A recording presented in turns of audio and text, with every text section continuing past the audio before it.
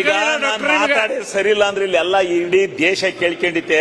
ನಾಳೆ ಬೆಳಿಗ್ಗೆ ಬರೀತಾರೆ. ಸುಮ್ನಿರಿ ಗೌಡ್ರೆ, ಈ ಕಡೆ ನೋಡಿ ಮಾತಾಡ್ರಿ, ಅಲ್ಲಿ ನೋಡ್ತೀರಿ, ಈ ಕಡೆ ನನ್ನ ಕಡೆ ಸುಮ್ನೆ ಮಾತಾಡ್ರಿ ಗೌಡ್ರೆ.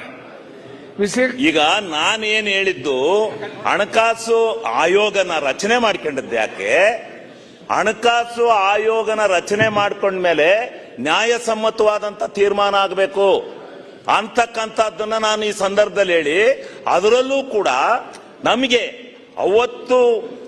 ಅವತ್ತಿನ ಬಜೆಟ್ ಎಷ್ಟಿತ್ತು? 28,000 ಕೋಟಿ ಇತ್ತು. ಅಂತ ಸಂದರ್ಭದಲ್ಲೇ 47.72 ಕೊಟ್ಟು ಇವತ್ತು 50 ಲಕ್ಷ ಬಜೆಟ್ ಅನ್ನು ಮಂಡನೆ ಮಾಡಿ, ನೀವು 50 ಲಕ್ಷ ಕೋಟಿ ಬಜೆಟ್ ಅನ್ನು ಮಂಡನೆ ಮಾಡಿ 3.64% ಕೊಟ್ಟಿದ್ದೀರಲ್ಲ. ಹಣನ ಎಲ್ಲಿಂದ ಬರಬೇಕು ನಮಗೆ? ಎಲ್ಲಿಂದ ಬರಬೇಕು ನಮಗೆ ದುಡ್ಡು? ಈ ರಾಜ್ಯಕ್ಕೆ ಎಲ್ಲಿಂದ ಬರಬೇಕು? ಟ್ಯಾಕ್ಸ್ ಅಲ್ಲಿಂದಲೇ ಅಲ್ವೇನ್ರಿ ಬರೋದು? ಎಲ್ಲ ಟ್ಯಾಕ್ಸ್ ಸೆಂಟ್ರಲ್ ಡೆಲ್ಲಿ ತಗೊಂಡು ಇಟ್ಕೊಂಡು ಕೂತಿದಿರಿ, ಅಲ್ಲಿಂದಲೇ ಅಲ್ವೇನ್ರಿ ಬಿಡುಗಡೆ ಆಗೋದು?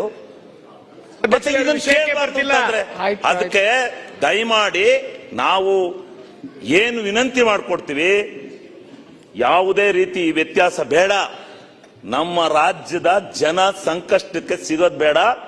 ನಮಗೆ ಬರಬೇಕಾಗಿರ್ತಕ್ಕಂಥ ಹಣವನ್ನ ಪ್ರಾಮಾಣಿಕವಾಗಿ ಕೊಡಿ ಅಂತೇಳಿ ರಿಕ್ವೆಸ್ಟ್ ಮಾಡಿ ಕೇಳ್ತಾ ಇದೀವಿ ಹೊರತು ನಾವು ನಿನ್ನೆಯಿಂದ ನಾವು ನೋಡ್ದು.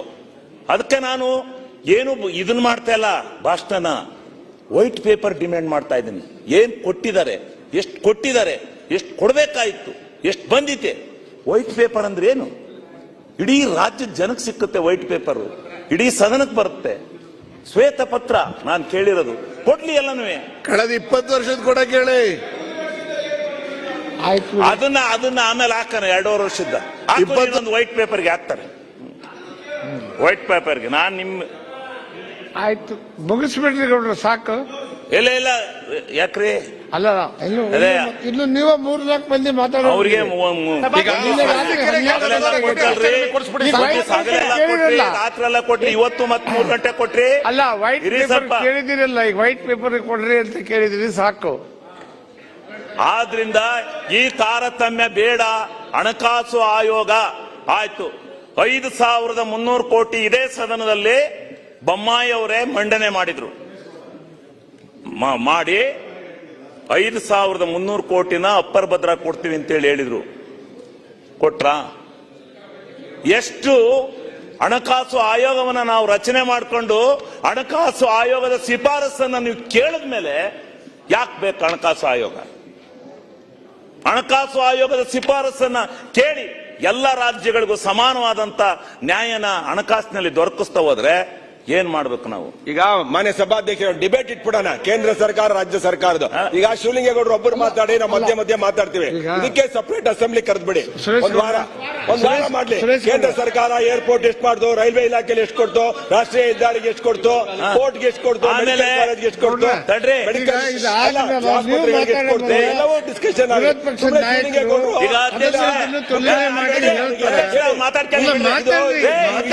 ಮುಖ್ಯಮಂತ್ರಿಗಳು ಕಡೆ ಮಾತಾಡ್ರಿ. ನಾನು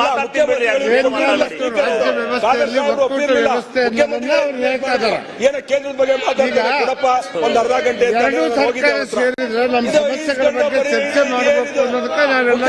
ಒಳ್ಳೆ ಉದ್ದೇಶ ಕೊಡ್ಸಿದ್ರೆ ಇವ್ರು ಬರೀ ಭಯ ಮಾಡಿದ್ದಾರೆ.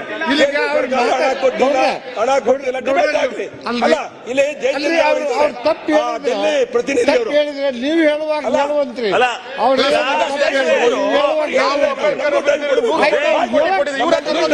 ಟೈಮ್ ಪಾಸ್ ಮಾಡಿಬಿಟ್ರೆ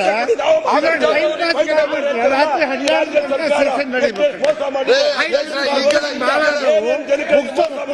ಅದನ್ನು ಕೂಡ 2 ವರ್ಷದಿಂದ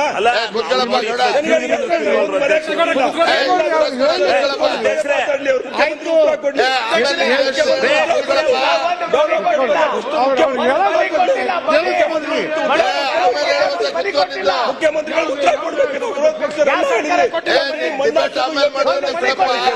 ಒಂದಿಡೀ ಮಣ್ಣಾಕ್ಸಕ್ಕೆ ಯೋಗ್ಯತೆ ಇಲ್ಲ ಈ ಸರ್ಕಾರಕ್ಕೆ. ಕೇಂದ್ರ ಸರ್ಕಾರ ಹಣ ಕೊಟ್ಟಿಲ್ಲ, ಇಡೀ ಶಾಸಕರು ಮಾತಾಡ್ರಿ ಗೌಡ್ರ, ಬಿಡ್ಬಿಡಿ ಅವ್ರನ್ನ. ಆಮೇಲೆ ಡಿಬೇಟ್ ಅಲ್ಲ ಅಧ್ಯಕ್ಷರೇ, ನೀವು ಮಾತಾಡೋದ್ರಲ್ಲಿ ಟೈಮ್ ಬಿಡಿ, ಪಾಸ್ ಈಗ ಮಾಡಬೇಡ್ರಿ. ಅವ್ರು ಮಾತಾಡಿ ಈಗ ಮುಗಿಸ್ಬಿಡಲ್ಲ, ಯಾಕೆ ಬರ್ರಿ. ಹೀಗ್ ಮಾಡ್ತೀರಿ? Shivalingegowda sponsor scheme, central sponsor scheme ಅಲ್ಲಿ ನಮ್ಗೆ JJM ಎಲ್ಲರಿಗೂ ಗೊತ್ತು, 60-40 ಅನುಪಾತದಲ್ಲಿ JJM ನಲ್ಲಿ ಕೆಲಸನ ನಮ್ಗೆಲ್ಲ MLA ಗಳಿಗೆ ಅವರು ಕೊಟ್ಟಿದ್ದಾರೆ, ನಮಗೂ ಕೊಟ್ಟಿದ್ದಾರೆ, ಎಲ್ಲರಿಗೂ ಕೊಟ್ಟಿದ್ದಾರೆ, ಒಳ್ಳೆ ಸ್ಕೀಮ್ ತಂದ್ರು. ಆದ್ರೆ 60-40 ಅನುಪಾತದಲ್ಲಿ ನಾವು ಈಗ 31,000 ಕೋಟಿ ಹಣನ ಖರ್ಚು ಮಾಡಿದೀವಿ. ಇನ್ನು 11,000 ಕೋಟಿ ಕೊಟ್ಟರೆ ಇಲ್ಲಿ ಹೆಂಗೆ ದುಡ್ಡು ಅಡ್ಜಸ್ಟ್ಮೆಂಟ್ ಮಾಡೋದು? ಹೆಚ್ಚು ಕಮ್ಮಿ 20,000 ಕೋಟಿ ಅದು ಒಂದಕ್ಕೆ ನಾವು ಹೆಚ್ಚಿಗೆ ವಿನಿಯೋಗ ಮಾಡಿದೀವಿ. ನೀವು ಕುಡಿ, ಜಲ್ದಿ ಬಿಡುಗಡೆ ಮಾಡಬೇಕು ಕೇಂದ್ರ ಸರ್ಕಾರ ಅಂತ ನಾನು ಮನವಿ ಮಾಡ್ತಾ ಇದ್ದೀನಿ, ಭಿನ್ನ ಮಾಡ್ತಾ ಇದ್ದೀನಿ. ಇದು ಸುಳ್ಳ? ಆಮೇಲೆ ಇನ್ನೊಂದು ನಾನು ಯಾಕೆ ಡಿಮ್ಯಾಂಡ್ ಮಾಡ್ತಾ ಇದ್ದೀನಿ ಅಂದ್ರೆ, ಈ ಕರ್ನಾಟಕ ರಾಜ್ಯದ ಜನ ಏನ್ ತಿಳ್ಕೊಂಡಿದ್ದಾರೆ ಅಂದ್ರೆ, ಎಲ್ಲವೂ ಕೇಂದ್ರ ಸರ್ಕಾರದಿಂದಲೇ ಹಣ ಬರ್ತಾ ಇದೆ, ರಾಜ್ಯ ಸರ್ಕಾರದ್ದೇನೂ ಇಲ್ಲ, ರಾಜ್ಯ ಸರ್ಕಾರ ಏನೋ ಆಗೋಗ್ಬಿಟ್ಟಿದೆ ಅನ್ನೋ ರೀತಿಯಲ್ಲಿ ಬಿಂಬಿತ ಆಗದ್ ಬೇಡ ಅಂತೇಳಿ ನಾನು ವೈಟ್ ಪೇಪರ್ ಡಿಮ್ಯಾಂಡ್ ಮಾಡಿದ್ದೆ. ಆದ್ರಿಂದ ಮೆಟ್ರೋನಲ್ಲಿ ಇದುವರೆಗೂ ಎಷ್ಟು 1,000 ಕೋಟಿ ಈಗ ಪ್ರಧಾನಮಂತ್ರಿಗಳು ಬಂದು ಪಾಪ ಉದ್ಘಾಟನೆ ಮಾಡಿರೋ ಓದು, ನಾವು ಪಾಪ ಅವರೆಲ್ಲ ಮಾಡ್ಕೊಡ್ಬೇಕು. ಆದ್ರೆ ಇದುವರೆಗೂ 11,000 ಕೋಟಿ ನಮ್ಮ ರಾಜ್ಯ ಸರ್ಕಾರ 8,000 ಕೋಟಿ ಕೊಟ್ಟಿದೆ. Metro amount ಕೊಟ್ಟಿಲ್ವಾ? 11,000 ಕೋಟಿ ಕೊಟ್ಟರೆ ಏರ್ಪೋರ್ಟ್ ಅಮೌಂಟ್ ಕೊಟ್ಟಿಲ್ವಾ? 11,000 ಕೋಟಿ. ಆದ್ರೆ ಇದುವರೆಗೂ 8,000 ಕೋಟಿ ನಾವು ಖರ್ಚು ಮಾಡಿದ್ದೀವಿ.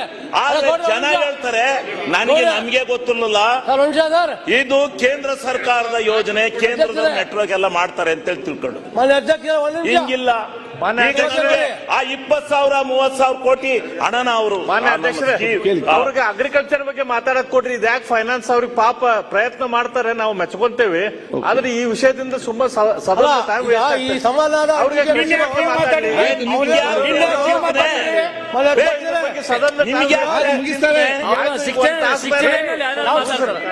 ಎರಡು ಗಂಟೆ 69 ಅಲ್ಲಿ ತಂದು ನಿಮ್ಮ ಸಹಾಯಕ್ಕೆ ಬಂದೆ ನಾನು. ಗೊತ್ತಿದೆ ನನಗೆ.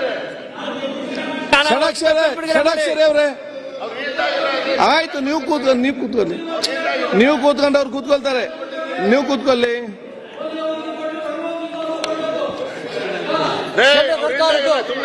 ರೈಲ್ವೆ ಕೊಟ್ಟಿಲ್ವಾ? ಕೊಟ್ಟಿದ್ದಲ್ವಾ? ಚರ್ಚಾದ ನಂತರ ಲೆಕ್ಕ ಹಾಕ್ಬೇಕು. ರಾಮಮೂರ್ತಿ, ನಿಮ್ಗೆ ಯಾರು ಮಾತಾಡಿ ಅವಕಾಶ ಕೊಟ್ಟದ್ದು? ಆಯ್ತು, ನೋಡಿ ರಾಮಮೂರ್ತಿ ಅವರೇ, ನಾನು ಹೇಳ್ತಾ ಇದ್ದೇನೆ, ರಾಮಮೂರ್ತಿ ಅವರೇ, ನಾನು ಹೇಳ್ತ ಕೇಳಿ, ನೋಡಿ ನಾ ಹೇಳ್ತ ಕೇಳಿ, ಕೂತ್ಕೊಳ್ಳಿ. ಇವರ ಫಸ್ಟ್ ಟೈಮ್ ಅಲ್ಲಿ ಕೂತ್ಕೊಳ್ಳಿ. ಎಲ್ಲ ಬುದ್ಧಿವಂತರು ಗೊತ್ತಿದ್ದವ್ರು, ತುಂಬಾ ಜನ ನೋಡಿದೆ, ಒಂದು ಹೋದವರು, ಬಹಳ ಜನ ಅಲ್ಲಿ ನಿಂತು ಮಾತಾಡಿದೆ, ಎಲ್ಲಿದ್ದ ನಮ್ಗೆಲ್ಲ ಗೊತ್ತಿದೆ. ಏನ್ ಮಾತಾಡ ಊರ್ ಬಿ ಕಲೆಗೆ ಬೀಳುದಿಲ್ಲ. ಅವ್ರು ಏನೆದ್ದು ನಿಂತು ಮಾತಾಡ್ತಾರೆ, ಅವ್ರು ಫೈಟರ್ ಗೆದ್ದು ಬಂದಿದ್ದಾರೆ, ಒಂದು ಸೀನಿಯರ್ ಆಗಿದ್ದಾರೆ. ಇದರಲ್ಲಿ ಎಷ್ಟೋ ಜನ ನಾವು ನೋಡಿದ್ದೇವೆ, ಎಂತೆಂತರು ನೋಡಿದ್ದೇವೆ. ನಾಳೆ ನಾವಿದ್ದೇವೆ ಗೊತ್ತಿಲ್ಲ. ಆಯ್ತು, ಸ್ವಲ್ಪ ಲಿಮಿಟ್ ಅಲ್ಲಿ ಮಾತಾಡಿ. ನಾವು ಯಾರು ಕೂಡ ಗ್ಯಾರಂಟಿ ಅಲ್ಲ, ಇಲ್ಲಿ ಪರ್ಮನೆಂಟ್ ಇರೋರಲ್ಲ, ಅದು ಆಲೋಚನೆ. ಈಗ ಅದು ನಮ್ಗೆ ಯಾಕೆ ವೈಟ್ ಪೇಪರ್ ಡಿಮ್ಯಾಂಡ್ ಮಾಡಿದೀನಿ ಅಂದ್ರೆ, ಅಧ್ಯಕ್ಷರೇ, ಜನಗಳಿಗೆ, ಈ ರಾಜ್ಯದ ಜನಗಳಿಗೆ, ನಮ್ಮ ಜನಪ್ರತಿನಿಧಿಗಳಿಗೂ ಸತ್ಯ ಈ ಸಾರಿ ನಮ್ಮ ಮುಖ್ಯಮಂತ್ರಿಗಳು ಆ ಸ್ಟೇಜ್ ನಲ್ಲಿ, ಪ್ರಧಾನಮಂತ್ರಿಗಳ ಎದುರಿನಲ್ಲಿ ಆ ಸ್ಟ್ಯಾಟಿಕ್ಸ್ ನ ಹೇಳ್ದೆ ಹೋಗಿದ್ರೆ ಬಹುಶಃ ಮೆಟ್ರೋ ಎಲ್ಲ ಕೇಂದ್ರ ಸರ್ಕಾರದ್ದು ಅಂತ ನಾವು ತಿಳ್ಕೊಂಡಿದ್ದೇವೆ, ನಾನು ಸೇರಿಸಿ ತಿಳ್ಕೊಂಡಿದ್ದೆ. ಏನ್ ಮಾಡೋಣ ಆಗ? ಈಗ ನಾವು ರಾಜ್ಯ ಸರ್ಕಾರ ಅಷ್ಟೊಂದು ಕೋಟಿ ಖರ್ಚು ಮಾಡಿರುವಾಗ ರಾಜ್ಯ ಸರ್ಕಾರದ ಹೆಸರು ಬರಬೇಕು ಅಂತ ಗೊತ್ತಾಗಬೇಕಲ್ಲ. ಅದಕ್ಕೋಸ್ಕರ ನಾವು ಆ ಒಂದು ಇದನ್ನ, ಈ ಕೆಲವು ಸ್ಕೀಮ್ಗಳನ್ನ ಹೇಳ್ಬೇಕು ಅಂತ. ಈಗ ನಮ್ಮ ಸದಸ್ಯರೆಲ್ಲ ಮನೆಗಳು ಅಂತೇಳಿ ಕೇಳಿದ್ರು. ಮನೆಗಳಿಗೆ ಈಗ ಸೆಂಟ್ರಲ್ ಸ್ಕೀಮ್ ಕೊಡ್ತಾರೆ, ಹೌಸಿಂಗ್ ಫಾರ್ ಆಲ್, ಪ್ರಧಾನಮಂತ್ರಿಗಳು ಕೊಟ್ಟಂತ ಸ್ಕೀಮ್. ಹೌಸಿಂಗ್ ಫಾರ್ ಆಲ್ ಅಲ್ಲಿ ಏನ್ ಮಾಡಿದ್ರು?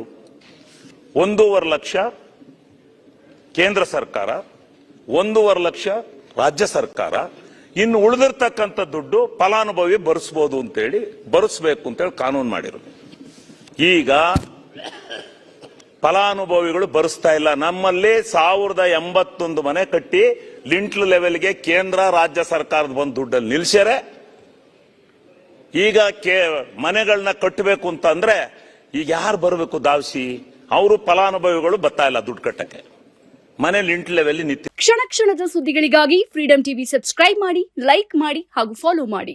ಹೊಸ ಸುದ್ದಿಗಳ ನೋಟಿಫಿಕೇಶನ್ಗಾಗಿ ಬೆಲ್ ಐಕಾನ್ ಮೇಲೆ ಕ್ಲಿಕ್ ಮಾಡಿ.